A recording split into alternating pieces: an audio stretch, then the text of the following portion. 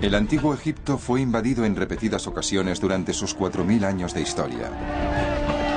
Primero llegaron los babilonios, luego los griegos y romanos, y así sucesivamente hasta que la tierra de los faraones sucumbió, convirtiéndose en una leyenda, dejando solo sus magníficos templos y ciudades en ruinas como muestra de su perdido esplendor. El redescubrimiento de la civilización egipcia se remonta apenas a 200 años. La egiptología empezó siendo un ejercicio cultural para nobles ilustrados, pero poco a poco degeneró hasta convertirse en un saqueo de tumbas institucionalizado, antes de convertirse en la respetada disciplina científica que es hoy en día. Está quedando muy bien. Irónicamente, el redescubrimiento del antiguo Egipto, al igual que su saqueo, se inició a raíz de una invasión militar.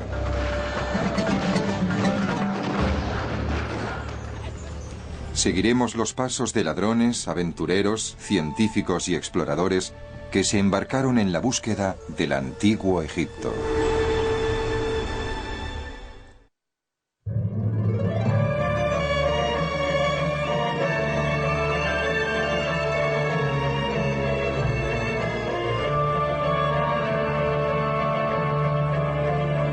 En busca del antiguo Egipto.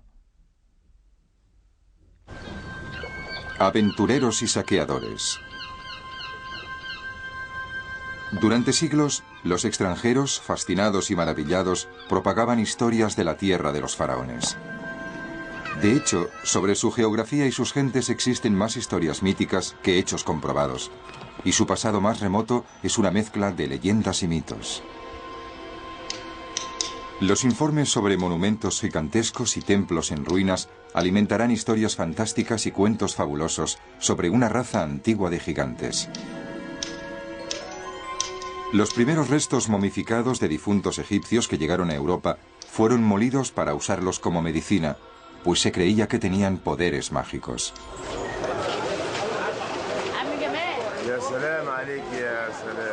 Hasta el siglo XVIII no se hace ningún intento serio por entender Egipto desde un punto de vista académico y científico.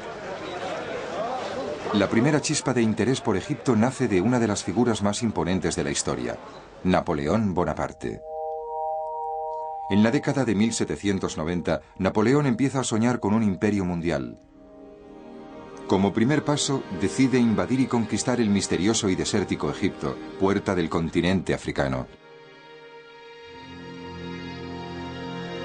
El 2 de julio de 1798, el ejército francés llega al puerto de Alejandría. 38.000 soldados desembarcan decididos a conquistar estas ancestrales tierras para mayor gloria de Francia y de su emperador. Napoleón está decidido a estudiar todo lo que pueda de Egipto, para lo que ha tomado una decisión muy poco habitual, la de incluir 167 artistas, investigadores e historiadores en su ejército invasor.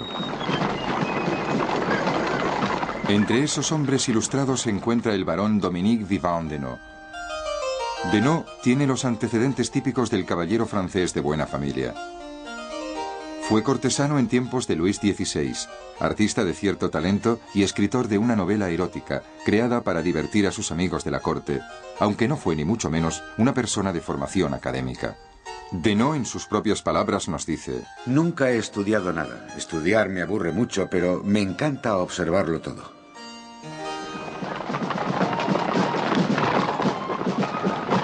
Aunque no le interesan ni las campañas militares ni Egipto, a Denot le fascina la aventura, y esta que se le presenta parece la aventura más grande desde la Revolución Francesa.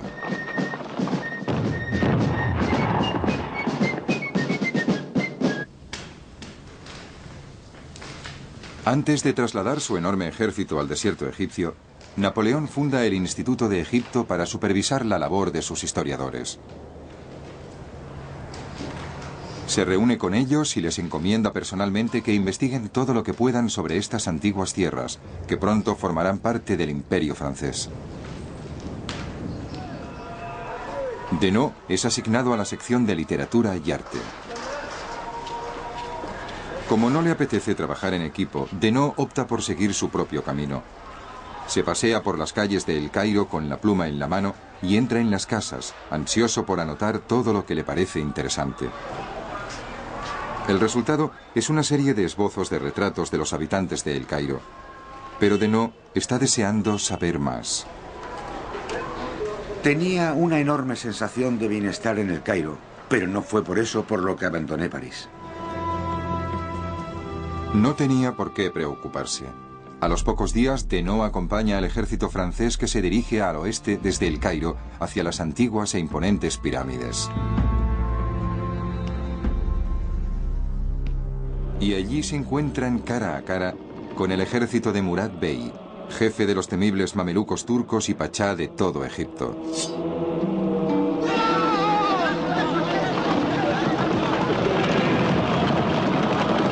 Antes de enfrentarse al enemigo, Napoleón se dirige a sus hombres desde la base de las grandes pirámides.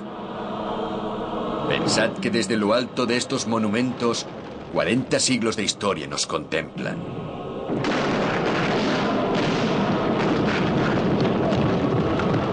Los turcos luchan ferozmente contra los invasores franceses, pero no pueden competir con la tecnología militar europea, por lo que pronto deben replegarse hacia el desierto, dejando atrás miles de cadáveres cuya sangre empapa la arena.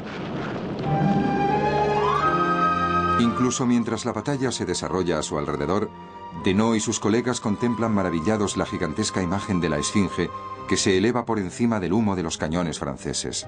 Denot escribiría más tarde: Aunque de proporciones colosales, su silueta es proporcionada y grácil. La expresión de su tez es serena, elegante y tranquila. Sus labios tienen una suavidad y una delicadeza realmente admirables, como si fueran de carne y hueso.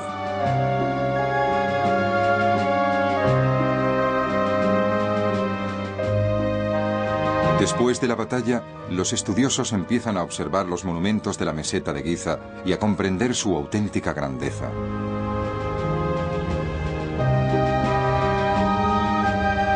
Pisaba el suelo de un país cubierto por un velo de misterio desde tiempo inmemorial, vedado a los europeos desde hacía 2000 años.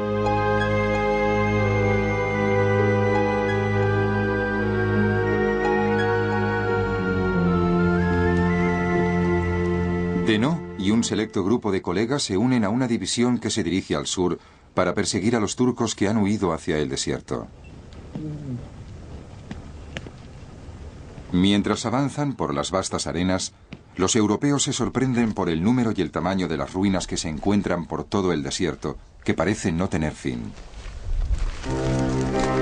Camino del sur, Denot entabla amistad con su comandante, el general Desaix. Denot admira a Desaix por sus conocimientos sobre literatura y arte, y el general admira al artista por su extraordinario valor. A pesar de los combates constantes, los estudiosos, sin flaquear, dibujan y registran todo lo que ven, incluyendo los horrores provocados por las armas del siglo XVIII. Denot escribe: Recibimos una lluvia constante de balas. En los últimos 10 minutos han muerto 3 personas con las que estaba hablando. Una bala pasa entre su cara y el boceto que está terminando. Denot levanta la cara y ve a un árabe volviendo a cargar su mosquete. Entonces Denot toma su arma, le dispara al corazón, se lo atraviesa y recoge tranquilamente su carpeta para volver al campamento. Cuando por la noche el general Desaix le comenta que la línea del horizonte de su dibujo no ha quedado recta, Denot le contesta: Bueno, eso es culpa del árabe, que disparó demasiado pronto.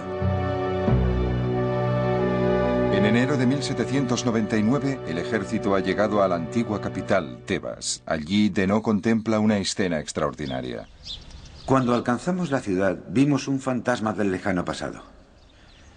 El ejército se detuvo y de repente estalló el aplauso. Fue como si la ocupación de esta capital marcara el cenit de su conquista de Egipto.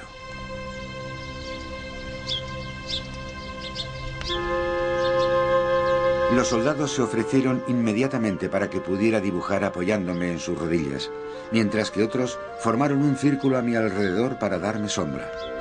Los brillantes rayos del sol iluminaban una escena que yo deseaba transmitir a mis lectores. Quería que compartieran lo que yo sentía ante tanta grandeza. Por desgracia, las prioridades militares tienen preferencia sobre el trabajo de los estudiosos. Denot solo pasa un día en Tebas, sin poder gozar con tranquilidad de los monumentos que ha visto tan brevemente. Podría haberme pasado un mes entero saboreando lo que tuve que asimilar en solo 12 horas.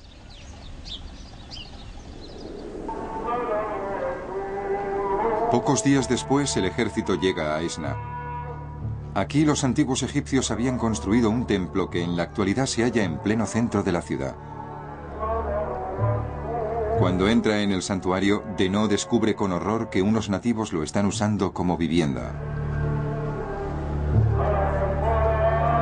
Los habitantes han ensombrecido el templo con barracas horribles, medio destruidas, y la sensación de abandono es total.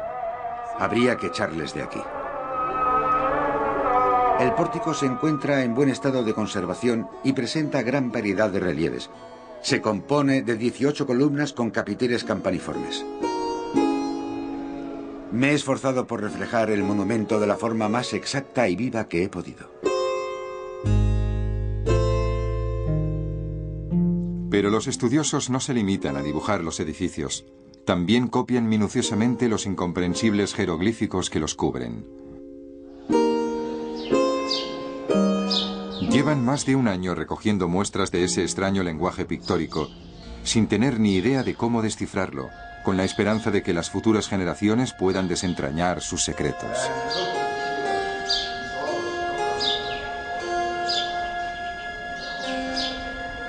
Impresionado por los kilómetros de inscripciones grabadas y dibujadas en las paredes de los edificios, Denot escribe: Se necesitarían meses para leerlos y años para copiarlos, aunque supiéramos el idioma. Al misterio de esa extraña escritura se añade el descubrimiento de una losa de basalto con inscripciones en las ruinas de Rosetta. Mientras reforzaban la posición de un cañón, unos artilleros franceses descubren una enorme losa de piedra negra enterrada bajo una pared. En una de sus caras hay inscripciones en 3 tipos de escritura distintos, y solo uno de ellos es descifrable, el griego antiguo. Los estudiosos no tardan en preguntarse si esa piedra pudiese ser la clave para descifrar el extraño lenguaje gráfico que se ha encontrado en las ruinas de los edificios que hay por todo Egipto. Después de casi un año de marcha, los rigores de la vida militar y el calor de Egipto empiezan a hacer mella en el equipo investigador. Sobre todo en Denot, que a sus 50 años está más acostumbrado al mundo de la corte que a las grandes aventuras. Denot, agotado, encuentra tiempo para hacerse un autorretrato. Me retraté cubierto de harapos, como resultado de las marchas continuas, de la pérdida del equipaje y del poco tiempo que dedicaba al aseo personal. No tengo tiempo más que para mis dibujos y mi diario. Me llevo la carpeta a todas partes y por las noches me sirve de almohada.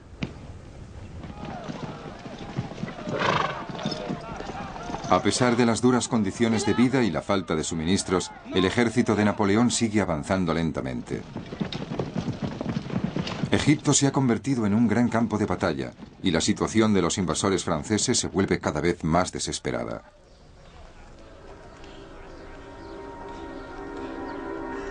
Un día, para escapar del tremendo calor y de los horrores del combate, Denot busca refugio en una antigua tumba.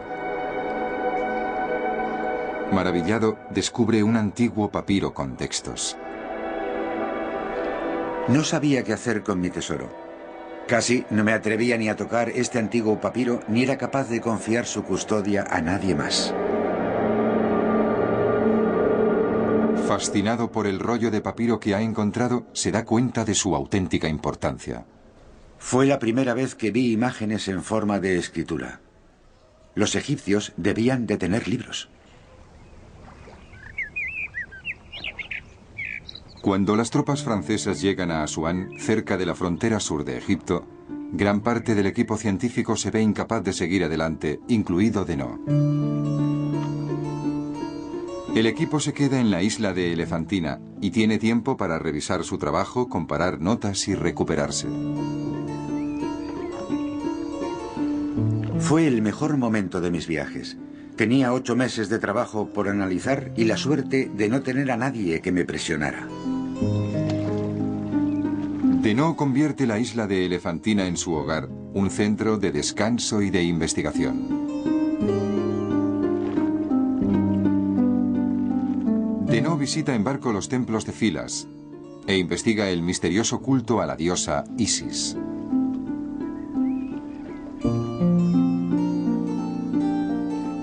A pesar de sus muchas experiencias memorables en Egipto, es aquí, en Filas, donde Denot encuentra más satisfacción.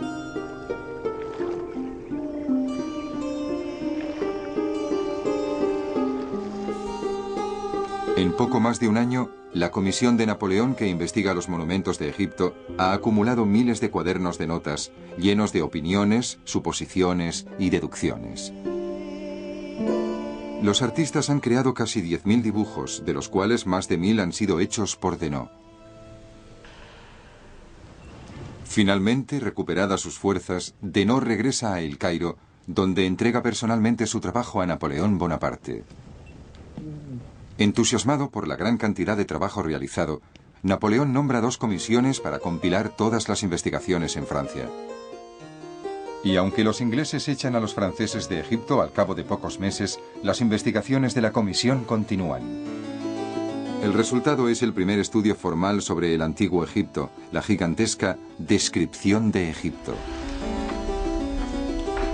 La publicación del trabajo de Denot y de la expedición napoleónica despierta un entusiasmo febril en toda Europa. De repente, Egipto se pone de moda. El barón Dominique Vivant Denot es nombrado director general del Museo Napoleón, que cambiará más tarde su nombre por el de El Louvre. En él trabaja sin descanso para ampliar la colección francesa de arte egipcio.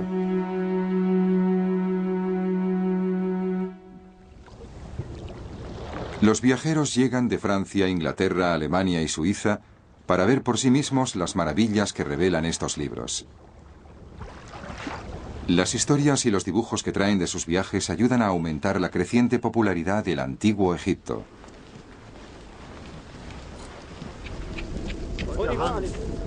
Pero el paso siguiente para descifrar los secretos de Egipto no lo dará ningún aventurero o explorador, sino el hermano de un trabajador de la empresa que imprime la gigantesca Descripción de Egipto.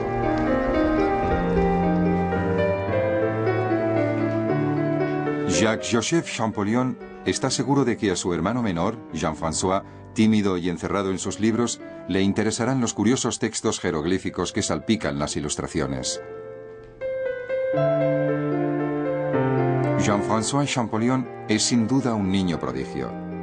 A la edad en que la mayoría de los chicos andan corriendo y jugando por ahí, Champollion se dedica al estudio de las lenguas de Oriente Medio. Al cumplir los 15 años, ya domina una docena de idiomas, se ha familiarizado con el trabajo de Denot y de las expediciones napoleónicas y ha dicho a todo el mundo que se encargará personalmente de descifrar los jeroglíficos egipcios. Deseo hacer un estudio completo y exhaustivo de esa antigua nación. Mi entusiasmo, inspirado por la descripción de sus gloriosos monumentos, cada vez será más profundo. Debo confesar que el egipcio no puede compararse a ningún otro pueblo en el afecto de mi corazón.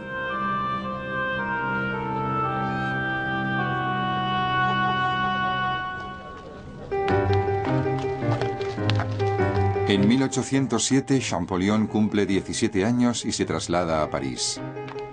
Los 10 años siguientes de su vida los pasará estudiando cualquier indicio informativo que tenga relación con Egipto, con sus monumentos y sus jeroglíficos.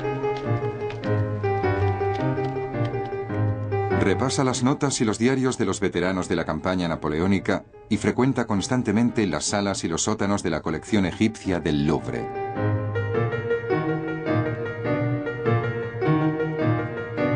Vuelve una y otra vez a la extraña losa negra conocida como Piedra de Roseta, con sus fascinantes textos dispuestos en varias franjas. En la parte superior hay un grupo de jeroglíficos misteriosos. En el centro hay un tipo de escritura indescifrable de la baja época que hoy en día se conoce como demótica. Y en la parte inferior, unas líneas en griego. La mayoría de los científicos estaban de acuerdo en que la piedra contenía el mismo texto repetido en 3 escrituras distintas, y por eso creían que era la clave para descifrar los jeroglíficos, abriendo así el mundo perdido del antiguo Egipto. Cuando Champollion llega a ver la piedra, varios lingüistas de Francia, Italia, Alemania, Suecia e Inglaterra llevan ya más de 20 años compitiendo duramente por descifrar el código. Trabajando solo, con muy pocas guías, Champollion llega a comprender que algunos de los jeroglíficos representan letras, mientras que otros representan palabras completas.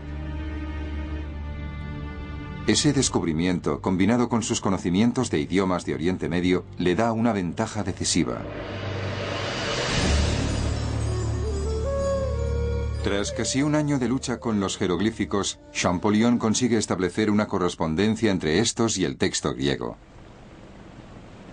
Después de casi 2000 años de silencio, los antiguos egipcios recuperan la voz gracias al genio de un sencillo muchacho de pueblo con un increíble don para las lenguas.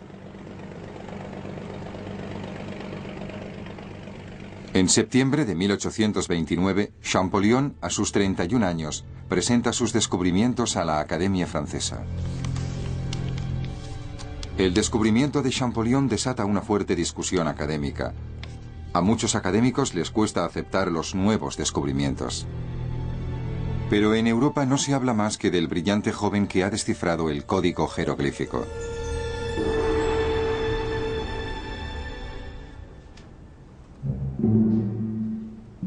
Para verificar su trabajo y silenciar a sus detractores, Champollion insiste en que el Louvre organice una expedición a Egipto.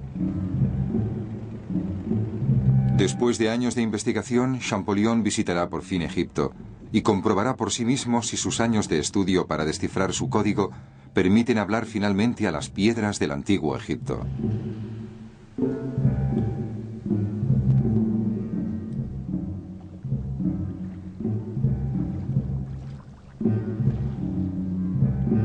Se hacen los preparativos para que el equipo francés dirigido por Champollion se sume a una expedición italiana que está a punto de zarpar rumbo a Egipto. Esta expedición será muy distinta a la organizada 12 años antes por Giovanni Belzoni. Belzoni era un gigante de 1,90 m, del que contaban que era capaz de conseguir cualquier objeto egipcio que sus clientes pudieran pagar.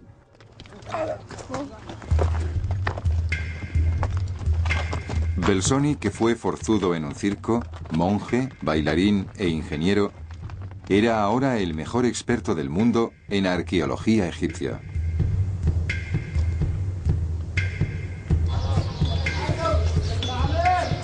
En 1816 organizó la excavación y el transporte a Inglaterra de un busto monumental de Rameses II por encargo del cónsul británico en Egipto, Henry Salt. En ese momento Belzoni escribió: Lo encontré cerca del cuerpo y la silla a la que había estado unido. Tenía la cara vuelta hacia el cielo, como si quisiera decir que le gustaba la idea de que se lo llevaran a Inglaterra. Artista de talento y siempre dispuesto a promocionarse, Belzoni pinta acuarelas y dibuja para ilustrar cada una de sus expediciones.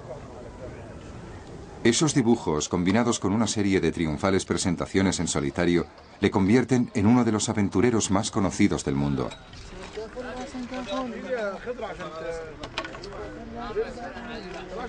Como ocurre con muchos de los primeros exploradores, en Belzoni es difícil distinguir entre la verdad y las historias que se inventa para promocionar su imagen. Desde luego, sus métodos son tan legendarios como él mismo. Ha abierto más de una tumba usando un ariete.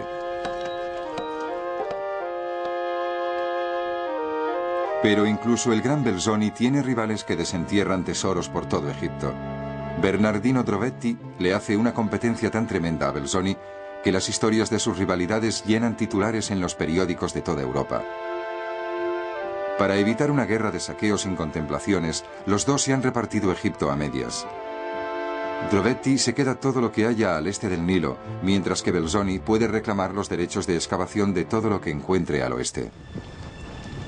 Y Belzoni será uno de los referentes que guíen al estudioso Champollion al corazón de Egipto.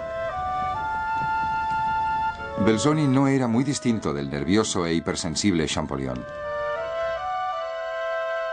Es un corsario encantador con un sentido del humor muy agudo que le hace simpático tanto a sus ricos patrocinadores como a los obreros del campamento. 30 años después de la expedición napoleónica, se inicia un nuevo periodo marcado por investigaciones más cuidadosas, en contraste con la época anterior, caracterizada por los saqueos efectuados por aventureros ávidos de fama y riqueza.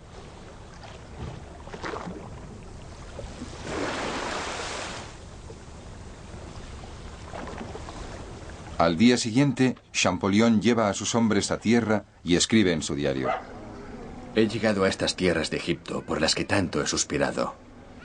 Mañana subiré a mi barco y tomaré el mando. Todo va a ir bien. El equipo francés atraviesa el desierto. Champollion está fascinado. Hasta ahora solo ha conocido las maravillas de Egipto a través de las ilustraciones de los libros. Ahora las tiene ante sí. En Karnak escribe: He visto la gloria de los faraones, las mayores maravillas que el hombre haya imaginado o creado. Ningún pueblo antiguo o moderno ha concebido jamás la arquitectura a una escala tan sublime.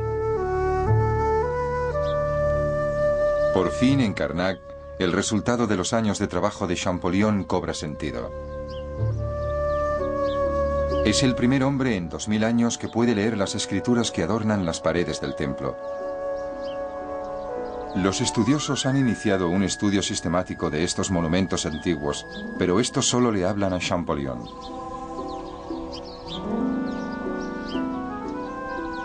Era casi increíble que pudiera leer con tanta fluidez.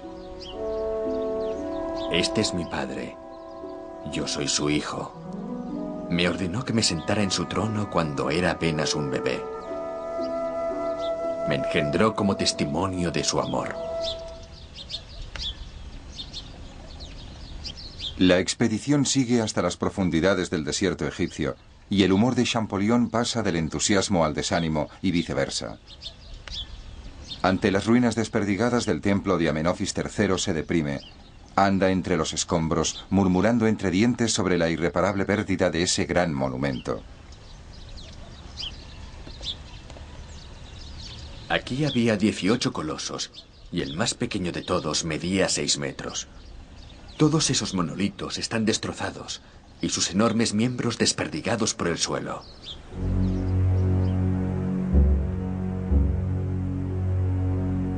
Pero el magnífico Rameseo, el gran templo funerario de Rameses II, le cautiva. El Rameseo es tal vez lo más puro y noble que queda en Tebas.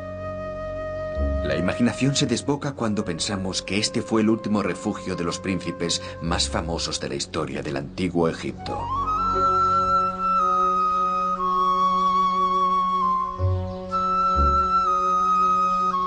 Los viajeros europeos llevan 30 años contemplando maravillados el Rameseo, con sus dibujos y relieves que describen cómo los dioses conceden sus bendiciones a Rameses. Pero Champollion es el primero en descifrar su significado. Te aseguro que tu edificación será tan perdurable como el cielo. Te concedo muchos años para gobernar Egipto. Te ofrezco el poder sobre los demás países. Te entrego el sur y el norte, el este y el oeste. Te concedo larga vida para gobernar el mundo. Deseo que tu palacio viva para siempre. Abrumado por esa experiencia y por la importancia de sus propios logros, Champollion siente que forma realmente parte de Egipto y empieza a adoptar las costumbres locales. En un retrato de grupo pintado entre las ruinas de Tebas, Champollion es el único que va vestido como un egipcio. Me siento como nuevo. Llevo la cabeza afeitada y cubierta por un turbante. Ando completamente vestido de turco. Me he dejado un bigote enorme y llevo una larga cimitarra al cinto. Este traje es ideal para Egipto. Me defiendo en árabe y ya no me toman por un principiante. En esto, Champollion tiene algo en común con Belzoni. Ese gran charlatán había adoptado la tonalidad local desde hacía tiempo. Cuando la expedición franco-toscana dirigida por Champollion y Rossellini, los dos egiptólogos más conocidos del mundo, llega a Abu Simbel en mayo de 1829, quedan maravillados ante la visión de los dos templos. El tamaño y la riqueza del gran templo de Abu Simbel hacen que incluso el académico más displicente se quede mirando boquiabierto. Champollion escribe: Solo por ver el gran templo ya valía la pena el viaje.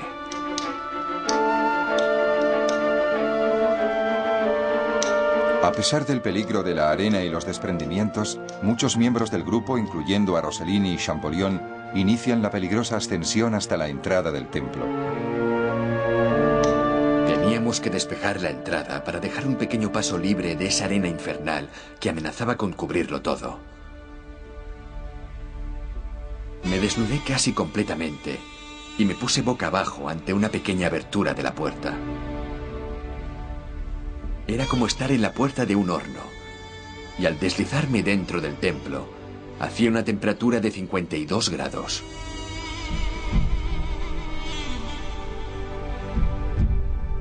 El equipo sigue trabajando en medio de una oscuridad asfixiante.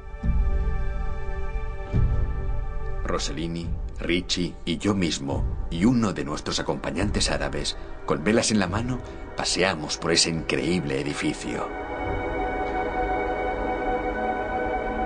Casi incapaces de controlarse, los franceses y los italianos corren de sala en sala, de templo en templo.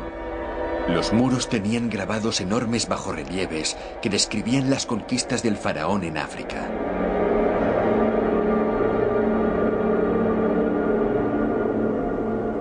Champollion se dedica a copiar los jeroglíficos, descifrándolos, mientras Rossellini hace esbozos que luego convertirá en cuadros.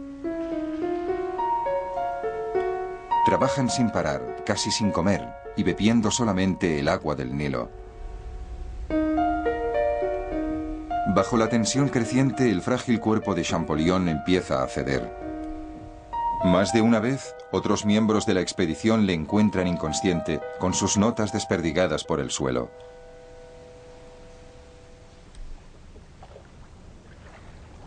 Cuando la expedición llega a Wadi Halfa, en el punto más al sur de su viaje, Champollion escribe una carta a la Academia Francesa. Estoy en situación de informarles de que nuestro alfabeto es correcto.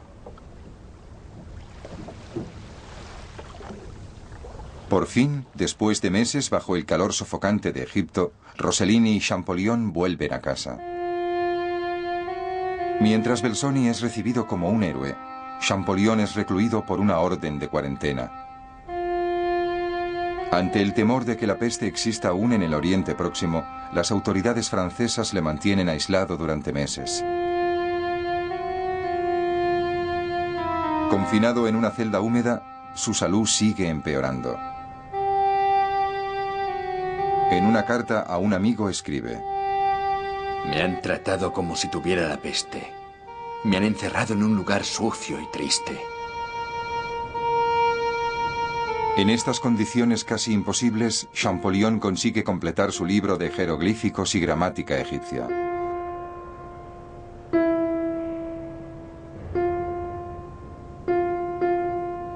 Y el 4 de marzo de 1832, solo 27 meses después de volver de Egipto, Jean-François Champollion muere a los 41 años.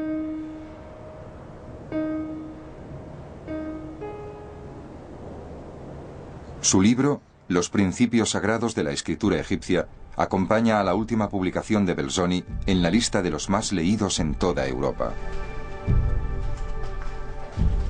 Gracias al trabajo de un lingüista francés y a un saqueador de tumbas italiano, el interés por desentrañar los misterios del antiguo Egipto capta a un público más amplio que nunca. Entre los que se han contagiado de la locura egipcia está Guillermo II, rey de Prusia.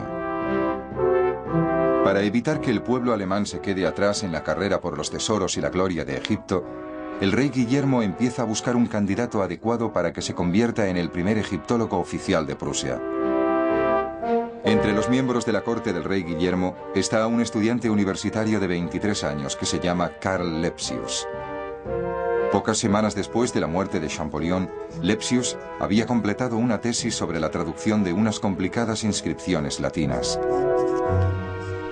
Cuando sus profesores le animan a usar su talento para trabajar con el método de Champollion para descifrar jeroglíficos, Lepsius no muestra ningún interés. Como joven caballero, tiene intención de utilizar sus contactos en la corte real para llevar una vida de comodidades y lujo. Las tumbas calurosas y polvorientas de Egipto no tienen ningún atractivo para un joven ambicioso como él. ¿Cómo iba a saber que su rey estaba buscando un egiptólogo de corte? Ignorante de la oportunidad que le espera, Lepsius emprende un viaje de placer a París que inevitablemente le conduce a la colección egipcia del Louvre y a un encuentro casual con los antiguos colaboradores de Denot y Champollion.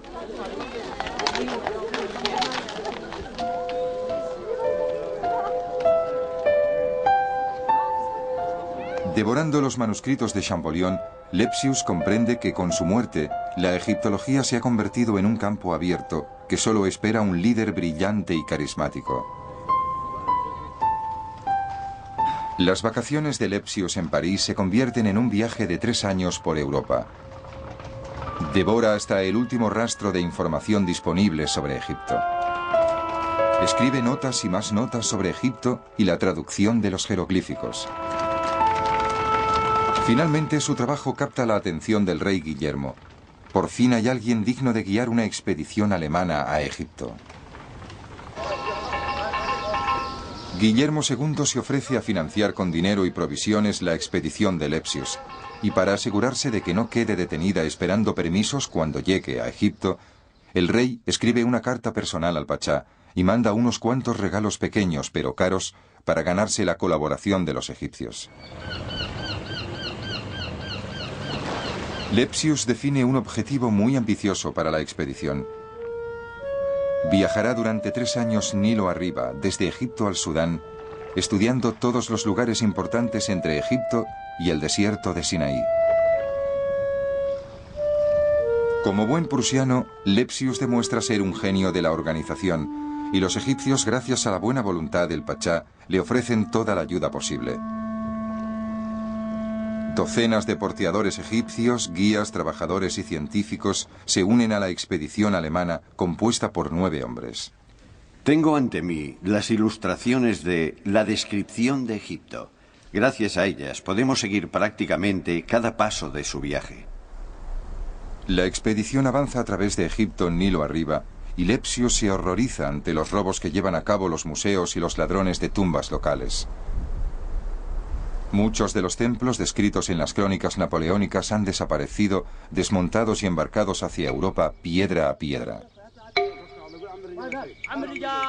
Durante los 40 años transcurridos desde la invasión francesa, los coleccionistas, los científicos, los diplomáticos y los exploradores han estado desmontando Egipto pedazo a pedazo. La popularidad de Egipto ha llevado a la destrucción masiva de toda una cultura. Todo lo que no obtenía licencia de exportación por la vía diplomática se sacaba del país en barcazas de contrabando.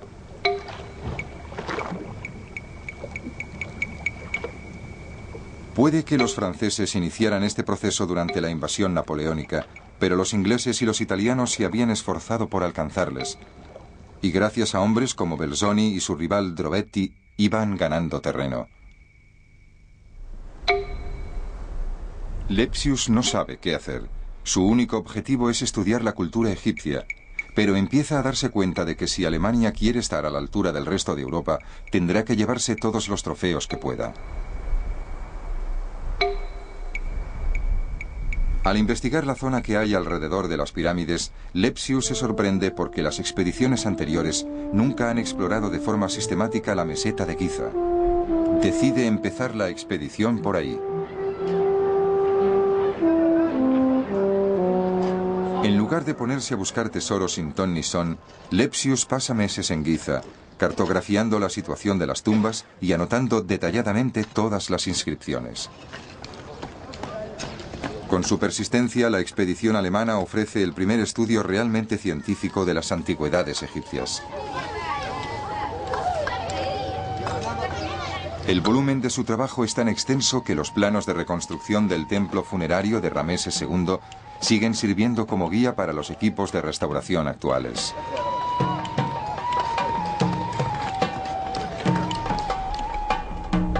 En su diario, Lepsius registra los progresos de la expedición. Antes de salir para el sur de Egipto, hemos examinado 130 tumbas privadas y descubierto los restos de 67 pirámides.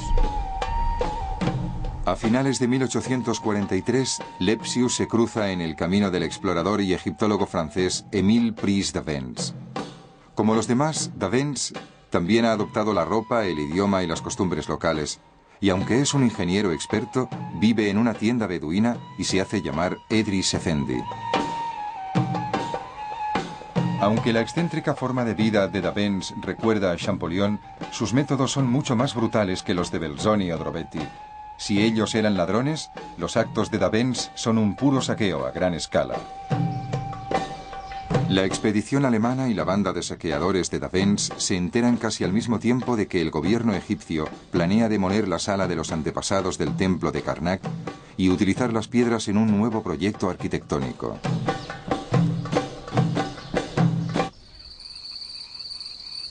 Dicha sala, uno de los monumentos más preciosos de Egipto, contiene inscripciones milenarias de faraones de Egipto y sus familias reales, y está al alcance del primero que llegue. Los dos equipos luchan por el premio. Lepsius aprovecha al máximo su influencia política sobre el gobierno egipcio, mientras que d'Avesnes recurre a sus años de experiencia engañando a las autoridades locales. Mientras Lepsius se arrastra por los tortuosos canales de la diplomacia y la burocracia de El Cairo, d'Avesnes se limita a desmantelar la sala de los antepasados, usando todo su talento para disimular su fechoría. Mientras él se pasa el día jugando al ajedrez con la policía local, su equipo se lleva uno a uno los bloques de piedra y los esconde en barcazas, camino de El Cairo. Cuando a Lepsius le conceden el permiso para reclamar la sala de los antepasados para Prusia, d'Avesnes ha terminado el trabajo. Cuando Lepsius vuelve a Karnak para reclamar su premio, su barco se cruza con la barcaza de d'Avesnes, que va hacia el norte. Lepsius acepta una invitación de d'Avesnes para tomar café y no se da cuenta de que está sentado en los cajones que contienen las últimas piedras de la sala de los antepasados. El templo había desaparecido de Karnak y la arqueología legal era víctima del engaño de los saqueadores.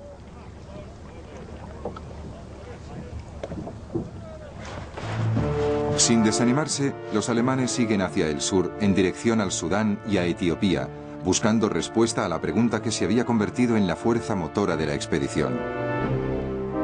¿Se encontrarán las raíces del Egipto faraónico en una civilización africana largamente olvidada? Lepsius tiene la teoría de que si puede establecer con exactitud la fecha de construcción de los templos de Nubia, podrá demostrar que existe un vínculo histórico entre el antiguo Egipto y el resto de África. Al cabo de un tiempo, la expedición alemana llega al oasis de Wadi Halfa. Ninguna expedición europea se había atrevido a seguir más hacia el sur.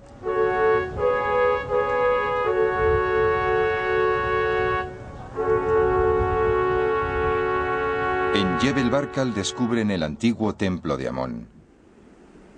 Hasta entonces solo lo conocían por referencias legendarias, pero ahora ven que el templo contiene un tesoro de gran importancia. Una estatua monumental de un carnero que representa al dios Amón, protector del faraón Amenhotep II. Por desgracia, los ladrones de tumbas han robado los cuernos y el gran disco de oro tradicionalmente asociado a Amón. Pero Lepsius está decidido a reclamar su premio para Alemania, usando los mismos métodos despiadados que Belzoni y Drobetti utilizaron antes que él.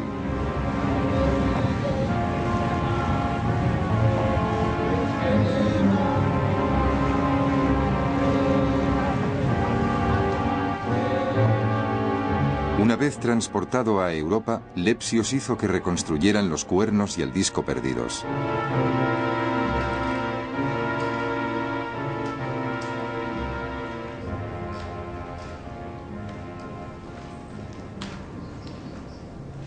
Por fin, al cabo de meses de travesía por el ardiente Sáhara, la expedición alcanza la antigua capital nubia de Meroe, donde descubre nada menos que 80 pirámides funerarias.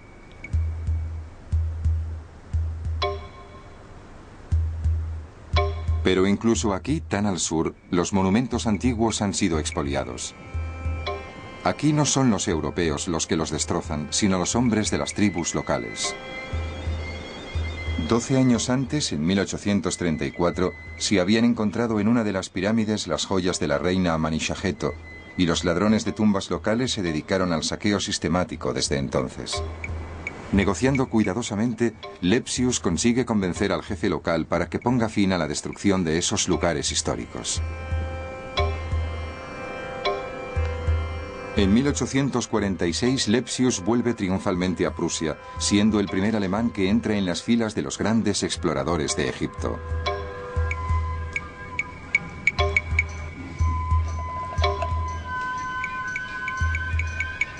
Los trofeos de la expedición incluyen casi 300 cajones que contienen 1500 objetos de Egipto, del Sudán y de Nubia.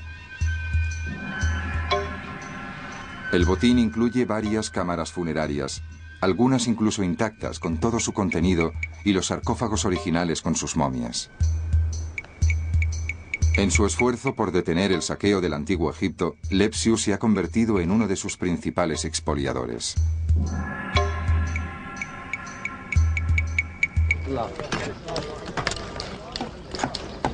Sin embargo, hay que decir en su favor que la expedición alemana también ha recogido una cantidad incomparable de información y de datos arqueológicos. Docenas de cajas que contienen los resultados de meticulosas investigaciones, miles de grabados y copias en yeso de los relieves de los templos y más de 900 ilustraciones a todo color. Con esa cantidad de información, Lepsius construye una obra monumental titulada Denkmäler, que se considera la referencia más importante que se haya escrito hasta hoy sobre egiptología. Con la publicación del Denkmäler, Alemania se convierte oficialmente en una seria competidora en el campo de la egiptología. En 1850, Lepsius es nombrado jefe del nuevo Museo Egipcio de Berlín, creado básicamente con el botín de su propia expedición.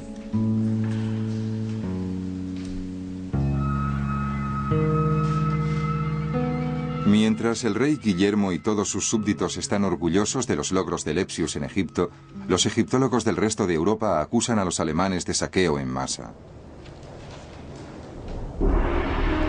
En realidad, la mayor parte de las críticas provienen de franceses, ingleses e italianos, que están sencillamente molestos por la competencia alemana en la gran caza del tesoro egipcio. Pero los alemanes se unen a la batalla y no hay quien la pare. Durante el siglo siguiente se discutirá encarnizadamente cuál es la mejor manera de conservar los antiguos tesoros y la herencia cultural de Egipto. ¿Hay que embarcarlos hacia los museos europeos o dejarlos desperdigados por el desierto egipcio a merced de los elementos y de las bandas de ladrones? Naturalmente, sin los primeros trabajos de Denot, Champollion, Rossellini y Lepsius, el estudio de Egipto nunca habría avanzado como lo hizo. Pero, ¿es que eso justifica la violación en masa de una cultura nacional?